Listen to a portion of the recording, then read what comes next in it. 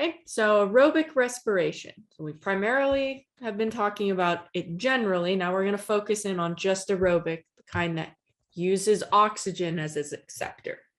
Most eukaryotes will have fully functional cytochrome systems. So they're going to have very defined, it's going from this cytochrome to this cytochrome to this cytochrome, not a lot of differentiation. But bacteria have a wide range of variation in this part of the system. They will have cytochromes and proteins to pass along the electrons, but they won't all be the same across species. Some will have all the steps, some will be missing one or two, some will be more simplified, and so on. Okay, so there's no sure bet on that, basically. That said, because there's so much differentiation, we can use this to our advantage to identify some medically relevant species. So one test that you can do in a medical lab is an oxidase detection test. So you're looking for an enzyme, since it has ACE on the end, that can metabolize or break down oxygen. So an oxidase detection test, okay? If you get a particular result with this, you can determine certain medical species. Specifically, this is often used to test for gonorrhea because it's very quick, okay? So you can do a quick test and determine, or at least rule out if it's not, oh no, that's not gonorrhea because it's not a positive result, okay? But then you have to do more specific tests to differentiate, is it Neisseria gonorrhea or some other microbe, okay, that's similar. With aerobic respiration, you also see that there are side reactions that will occur that can produce ionic oxygen and H2O2 hydrogen peroxide, okay? Both of which are going to be toxic to the cell unless they can break it down. Okay, so anaerobic respiration is the final step of anaerobic respiration in which the organic compounds accept the electrons. They're not going to be oxygen. An organism that can do this is E. coli, and it uses nitrate and turns it into nitrite. Okay, so you might be wondering, why do you have this weird creature on the side here? This is an oxalotl, and I got one recently. So if you can come back to school in the fall, you can come see me and Bruno in my office. Okay, so this is an oxalotl. They're a rare amphibian found in lakes in Mexico. And these are their gills here. And the reason I have this here is because I've been working on his tank. And large organisms will make ammonia. So he makes ammonia as a byproduct. And we need to keep his water quality good. So I've added in bacteria that can do this anaerobic respiration and break down the ammonia and turn it into nitrate. And then I have other bacteria that can turn the nitrate into nitrite.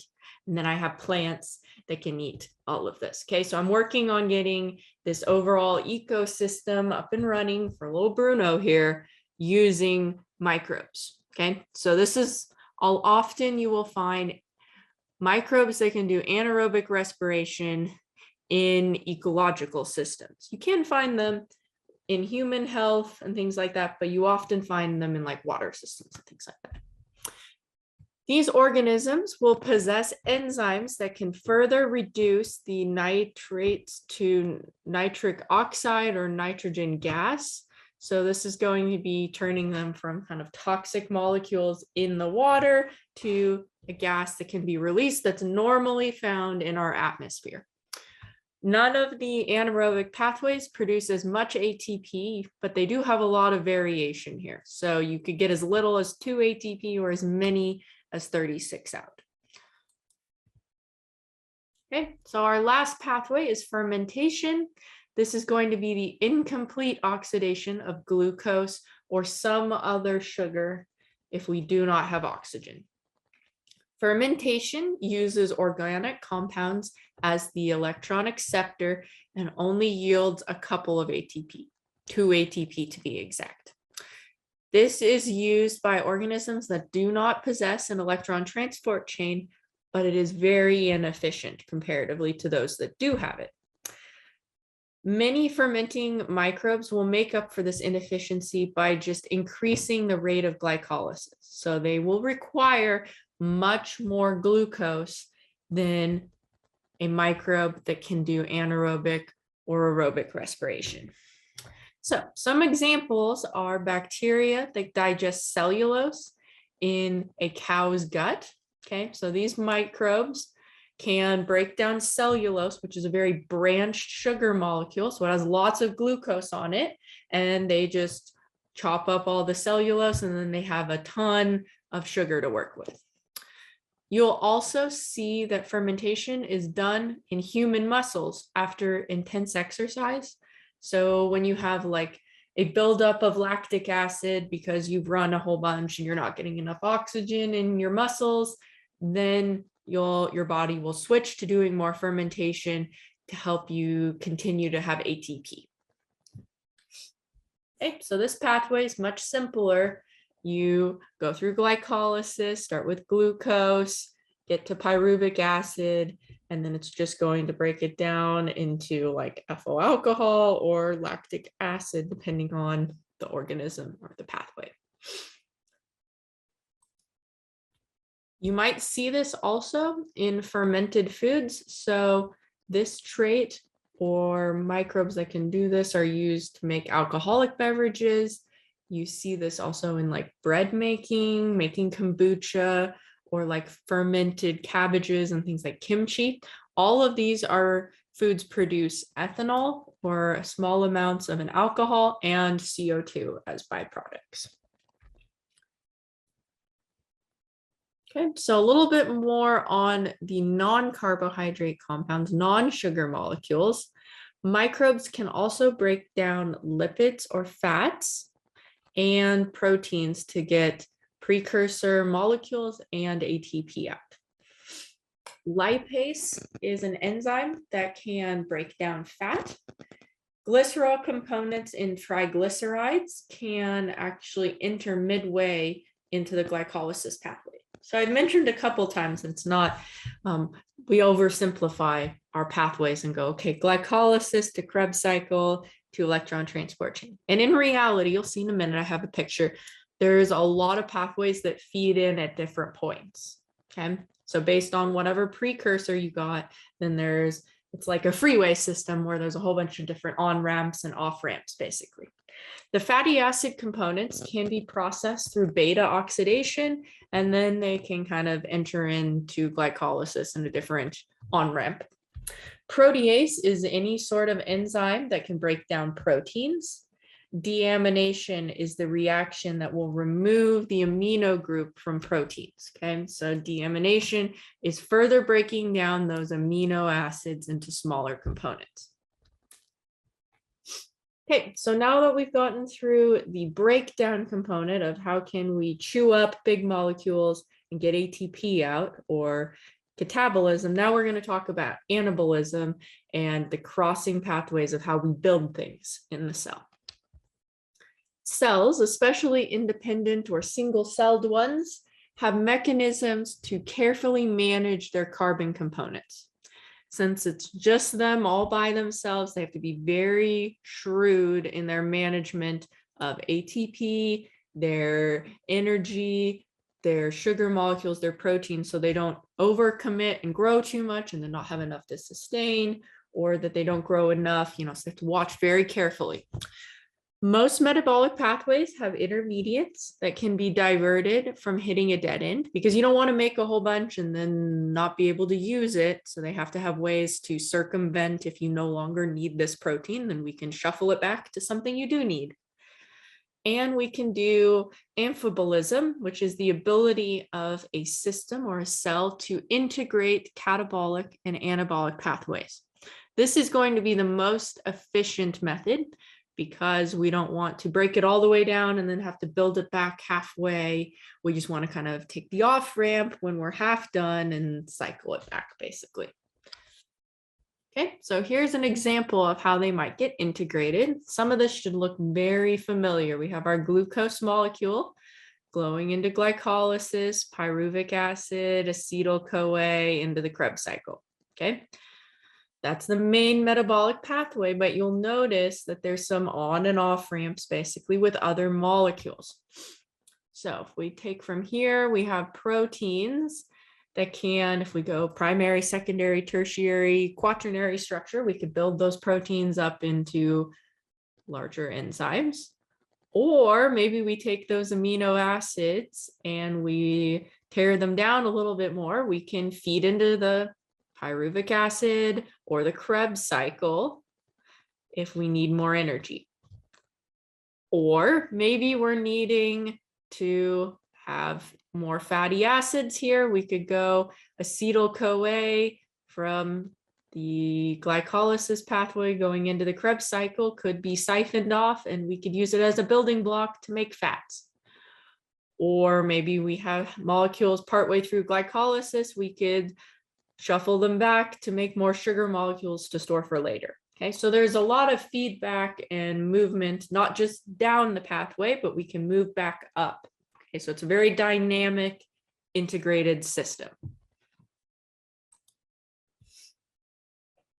Anabolism is the formation of macromolecules.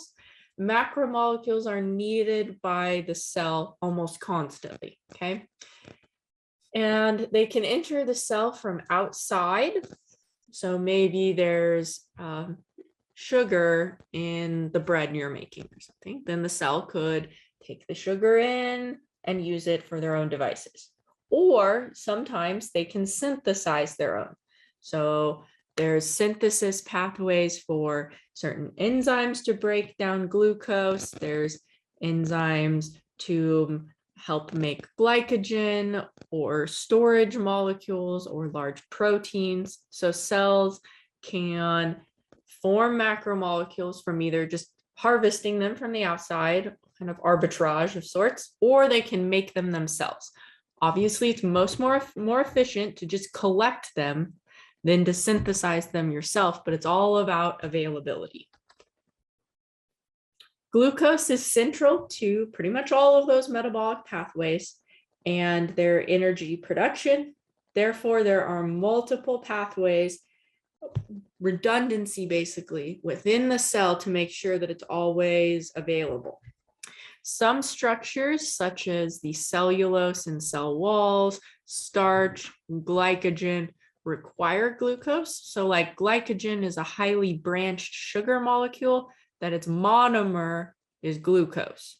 So that's one way that the cell can store glucose for later. Polysaccharides are predominant components within the capsule, the glycocalyx.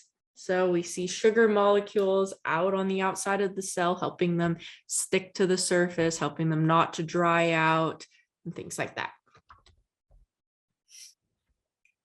Amino acids, protein synthesis, and nucleic acid synthesis. So there's other biomolecules that also need to be produced through anabolism. Proteins account for a large portion of the cell's components.